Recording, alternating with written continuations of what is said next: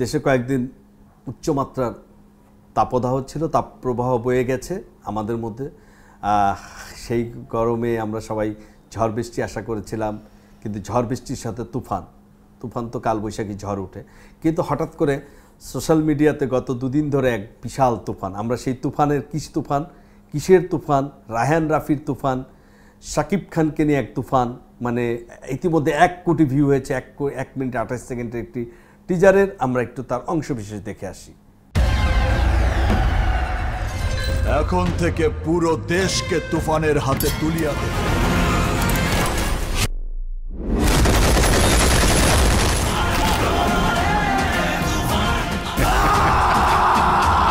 খুব ভয় পাইছি রে। তুফানের টিজারে প্রথম আলোর একটি শিরোনাম বা বিভিন্ন সামাজিক যোগাযোগ মাধ্যমের শিরোনাম লণ্ডভণ্ড হয়ে গেছে। মানে একটা টিজার কোটি ভিউ ছাড়িয়ে গেছে। নেটিজনদের মধ্যে মানে এই অন্তর্জাল দুনিয়ায় তুফান যে কী পরিমাণ আলোচনা তৈরি করেছে। তুফান একটি সিনেমা হচ্ছে এটা আমরা জানি, এটা অনেক দিন আগে থেকেই আলফাই, চরকি, SBF এবং ইন্ডিয়ান সবাই 3টা প্রযোজনা প্রতিষ্ঠান মিলে তুফান সিনেমাটি করছে। রায়হান রাফি সম্পর্কে একটু বলিনি যে রায়হান রাফি আসলে পরাণ সিনেমাটা যখন নিয়ে আসলো, পরাণের পরেই সুরঙ্গ দিয়ে আরেক ধরনের উন্মাদনা করলো। তারপর থেকে অপেক্ষা ছিল রায়হান রাফির কী হলো। তো রায়হান রাফি তুফান নিয়ে আসছে, এটা একটা ধারণা ছিল যে ঠিক আছে একটা অ্যাকশন ধামাকা সিনেমা হবে। কিন্তু বাপরে বাপ, এটা আমার কথা বলছি না, সাকিবিয়ানদের কথার বাইরে বলছি, যারা আসলে শাকিব খানের নিয়মিত ফ্যান ফলোয়ার নয়, সামাজিক যোগাযোগ মাধ্যমে তারা মানে ওয়াও ফিলিংটাই প্রথমে রাখছে। যদি 100 জন দর্শক দেখছে, 100 জনের মধ্যে আমি দেখেছি 90 জন বলছে ওয়াও, 10 জনের মধ্যে একটা নেতিবাচক প্রতিক্রিয়া তো অবশ্যই আছে, সেটাও আমি আলোচনা করব। কিন্তু বাংলাদেশের সিনেমার যে ধারা, প্রথমে যদি আমি বলি জাজ মাল্টিমিডিয়ার শিকারী এবং নবাব করার পরে মনে হয়েছিল সাকিবকে দেশে অন্য কিছু করানো সম্ভব। এবং তারপরে অনেকদিন পরে পাসওয়ার্ড করলেন মালিক আফসার, এবং মালিক আফসার কিন্তু পাসওয়ার্ড করে ওই সময় একটা দেখেছিল যে সাকিবকে এই রোম্যান্টিক গতানুগতিক 4-5টা নাচ, 5টা ফাইট আর কিছু ধনী গরিবের প্রেমের সংলাপের বাইরেও সাকিবকে উপস্থাপন করা যায়, যেইটা আসলে সময়ের দাবি ছিল। ঠিক পাসওয়ার্ডের পরে বীর দিয়ে একটা নতুন লুক এসেছিল সাকিব খানের, কিন্তু সেইটা আসলে পুরোপুরি সিনেমাটাকে কাজিহাত পূর্ণাঙ্গভাবে সাকিবের একটা অন্য লুক এনেছিল ঠিকই, কিন্তু সাকিবকে অন্যভাবে উপস্থাপন করার চেষ্টা করেও বাণিজ্যিকভাবে সেই সফলতাটা ছিল না। এরপরে অনেকদিন সাকিব খান নীরব হয়ে যায়। নীরব মানে পর্দার সামনে তার করোনার সময় অনন্য মামুন তাকে নবাব LLB এরকম একটা সিনেমা করে মুক্তি দিয়েছিল, কিন্তু সেই সিনেমাটা আসলে খুব বেশি আলোড়ন তুলতে পারেনি। সাকিব দমে গিয়েছিল, সাকিব অনেকটা হতোদ্যম হয়ে গিয়েছিল। অবভিয়াসলি সাকিব অনেকটাই তার কেরিয়ার, তার সব কিছু নিয়ে থমকে দাঁড়িয়েছিল। করোনার ক্রান্তিকাল সব কাটিয়ে আমেরিকা লম্বা সফর শেষ করে গ্রিন কার্ড হোল্ডার হয়ে দেশে এসে প্রিয়তমা নামে একটি সিনেমা সাকিব খান, তার আগে সাকিবের লিডার আমি বাংলাদেশ সিনেমাটি প্রায় কাজ শেষ করা ছিল, সেই তপু খানের সিনেমাটি সাকিব শুটিং করলেন, কিন্তু সেই সময় বুবলির সাথে সাকিবের বিবাহর পরে সন্তান, এবং সেটা নিয়েও সাকিব এবং অস্ট্রেলিয়ার এক নারী সহপ্রযোজকের অভিযোগ, এগুলো নিয়ে অস্ট্রেলিয়ান প্রযোজক অভিযোগ ইত্যাদি নানা ঘটনায় জর্জরিত সাকিব খান। সমালোচনা সাকিব খানকে কোনোভাবেই যেন ছাড়ছিল না। ঠিক সাকিব থিতু হয়ে মাটি কামড়ে পড়ে থেকে নিজেকে নতুন করে ঘোষণা দেওয়ার জন্য হেমেল আশরাফকে দিয়ে প্রিয়তমা বাজারে দিয়ে দেন। প্রিয়তমা শুধু প্রিয়তমাই হলো না, মানুষের মনের প্রিয়তমা হলো না, বক্স অফিসের অনেক রেকর্ড ভেঙে চুরমার করে দিয়ে আরশাদ আদনান প্রযোজিত এই সিনেমাটি সাকিবকে অন্য একটা লেভেলে নিয়ে গেল। সাকিব খানের যে লুক, সাকিব খানের যে কি বলবো, তার যে অভিনয় সক্ষমতা এবং সাকিব খানের যে পরিমিত এবং তার ম্যাচুরড, তার মধ্যে যে অভিনয়ের মধ্যে যে তার এত সুন্দর সাবলীল অভিনয় করতে পারে, একটা মানুষের যে সময়ের সাথে সাথে নিজেকে বদলাতে পারে সাকিব খান, সেই প্রতিভার অবশ্যই সাকিব খান সেই প্রমাণ দিলেন প্রিয়তমায়। কিন্তু তারপর কি, তারপর আবার আসলো অনন্য অমনের দরদ, বলা হলো প্যান ইন্ডিয়া মুভি, সব হলো, মুভিটি তৈরি হলো, অজানা কারণে আমরা জানি না ভ্যালেন্টাইন ডেতে সিনেমাটি মুক্তি পাওয়ার কথা থাকলেও সিনেমাটি আর মুক্তি পায়নি।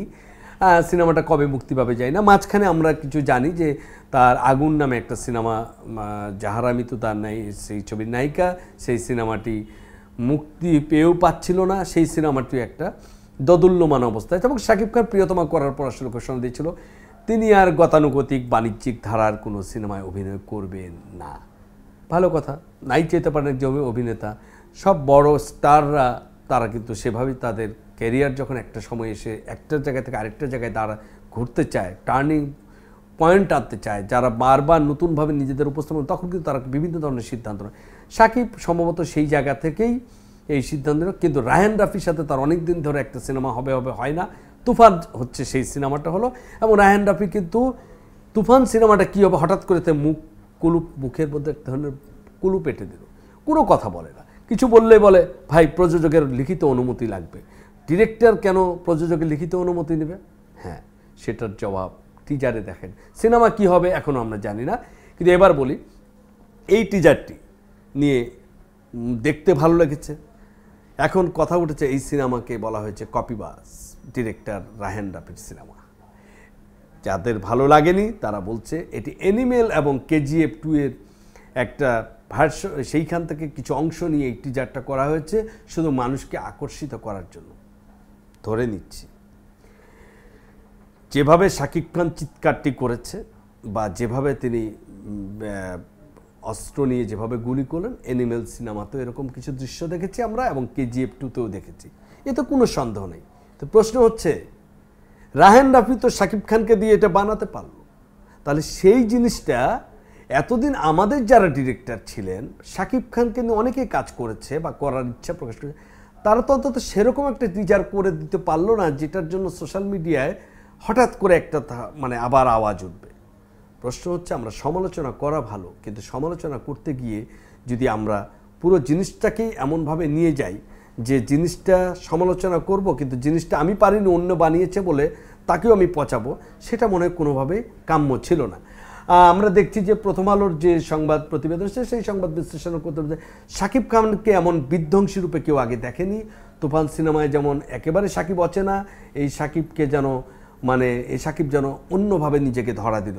এবং শাকিব তো আসলে শিল্পী, তাকে তৈরি করবে কে? পরিচালক হচ্ছে কারিগর যেভাবে শাকিবকে চেয়েছে সুনিপুণ হাতে। আমি বলবো যে আমার দেখা মতে শাকিবের এ যাবৎকালে যে কয়েকটা সিনেমা দেখেছি তার মধ্যে যে 2-3টি সিনেমা শাকিব অসম্ভবভাবে মনের মধ্যে দাগ কেটেছে, তার মধ্যে এখনও যদি সিনেমাটা দেখেন টিজার দেখে মনের মধ্যে দাগ কাটলো সেটা হচ্ছে অবশ্যই তুফান। এবং এখানে বলে রাখা ভালো যে আজ এই তুফান সিনেমাটি নিয়ে আমাদের দেশে যদিও কেউ এটাকে নেতিবাচকভাবে উপস্থাপন করছে, কিন্তু খোদ কলকাতার অনেক ইউটিউবাররা তারা কিন্তু ভূয়সী প্রশংসা করেছে। তারা বলছে যে রায়হান রাফি দেখিয়ে দিল, এবং তারা খোদ বলছে আমাদের কলকাতার নির্মাতারাও কিন্তু এভাবে অনেককে আনতে পারে নাই। এবং শাকিব খানের প্রশংসায় তারা পঞ্চমুখ। শাকিব খানকে নিয়ে ইতিমধ্যে জানা গেছে কলকাতাতেই অনেকে কাজ করতে আগ্রহ প্রকাশ করছে। এটা অবশ্যই আমাদের সিনেমার জন্য, আমাদের ইন্ডাস্ট্রির জন্য এটা অবশ্যই একটা সম্মানের বিষয়। শাকিব ইতিমধ্যে বাংলাদেশ এবং কলকাতা দুই জায়গাতেই জনপ্রিয়, কলকাতারও অনেক ছবিতে সে অভিনয় করেছে এর আগে। তো আমাদের যেটা হচ্ছে যে 1 কোটি ভিউ টিজারেই পার হয়ে গেছে, সিনেমাটা না জানি কী হবে।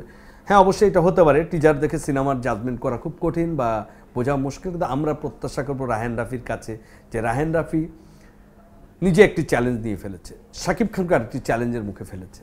সেটি হলো এটি একটি ভয়েরও দিক আছে যে টিজার দেখিয়ে মানুষকে যে পরিমাণ আবার আগ্রহী করে তুলেছে, টিজার যদি সেই সক্ষমতা মানুষের সেই টিজার দেখে মানুষের যে আগ্রহটা এবং সেই আগ্রহ যদি আমরা পূরণ না করতে পারে সিনেমা যদি তুফান, তাহলে কিন্তু ধাপাস করে আবার পড়ে যেতে পারে।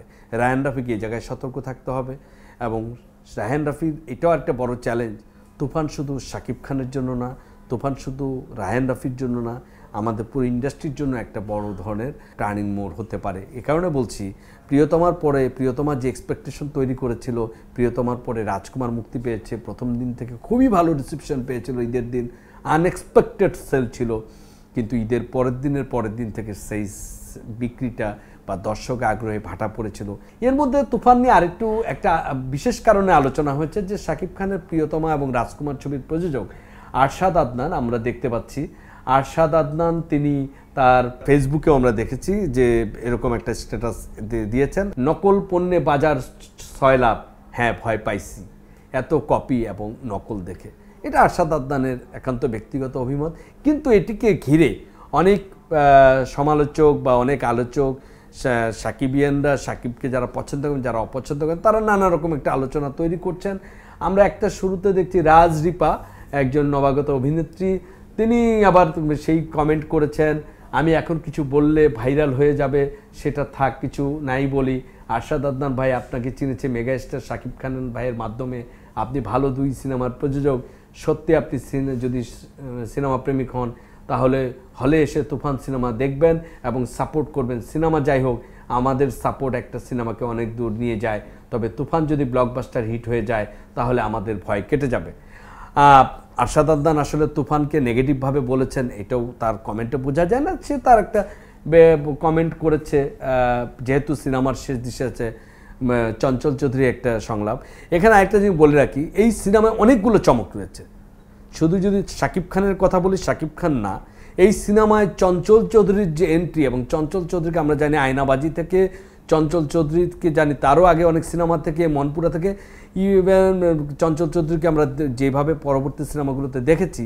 এই সিনেমাটা কিন্তু আগ্রহের অনেকগুলো কারণ, এই যে শাকিব খান ছাড়াও চঞ্চল চৌধুরীর যে সামান্যটুকু শুধু একটা সংলাপ, মানে এটা চিন্তাই করা যায় না। এর বাইরেও কিন্তু যারা আমি বিভিন্ন নিজস্ব সূত্রে জেনেছি, গাউসুল আলম শাওন এই সিনেমায় অভিনয় করছেন, এবং গাউসুল আলম শাওনের অভিনয় করা এমনিতেই তিনি অসম্ভব জনপ্রিয়। তিনি নিশ্চয়ই তিনি যে কাজগুলো করেন এখন পর্যন্ত দেখেছি খুব বেছে করেন, খুব ভালো কিছু না হলে তিনি করতে চান না। তিনি অসম্ভব মেধাবী একজন মানুষ, ক্যামেরার পেছনে থাকা একজন মেধাবী মানুষ, ক্যামেরার সামনে আসছেন, এটাও একটা চমক বলবো। মাসুমা রহমান নাবিলা আছে, ওপার বাংলার মিমি চক্রবর্তী আছে, আরও মিশা সওদাগর আছে। আশা করি ছবিটা সব কিছু মিলিয়ে প্রথম শোটা দেখার একটা আগ্রহ দর্শকের মনে তৈরি হয়েছে। আমার তো হয়েছেই। যে সিনেমা প্রথম শো দেখার আগ্রহ তৈরি করে, সেই সিনেমা নিয়ে অনেক বেশি প্রত্যাশা যদি পূরণ করতে পারে তাহলে আমি বলবো এটা ব্লকবাস্টার একটা সিনেমা, এটা মেগা হিট সিনেমা হয়ে যাবে। কিন্তু যদি প্রত্যাশা পূরণে ব্যর্থ হয়, রায়হান রাফি যেমন মুখ থুবড়ে পড়বে, বক্স অফিস যদি মুখ থুবড়ে পড়ে, রায়হান রাফি মুখ থুবড়ে পড়বে, শাকিব খানের জন্য বিশাল রকমের বড় ধাক্কা হবে, তাই না সিনেমা হলগুলো বসে পড়তে পারে। আমরা চাই না সেরকম কিছু হোক। আমাদের প্রত্যাশা প্রথম শো থেকেই দর্শক সিনেমা হলমুখী হবে এবং সিনেমাটা একটা গণজোয়ার তৈরি করবে। আমাদের এখানে লগ্নিকারকরা আরও নতুন নতুন সিনেমা বানাবেন এবং আমরা সেই প্রত্যাশায় আজকের সংবাদ বিশ্লেষণ এখানেই শেষ করছি।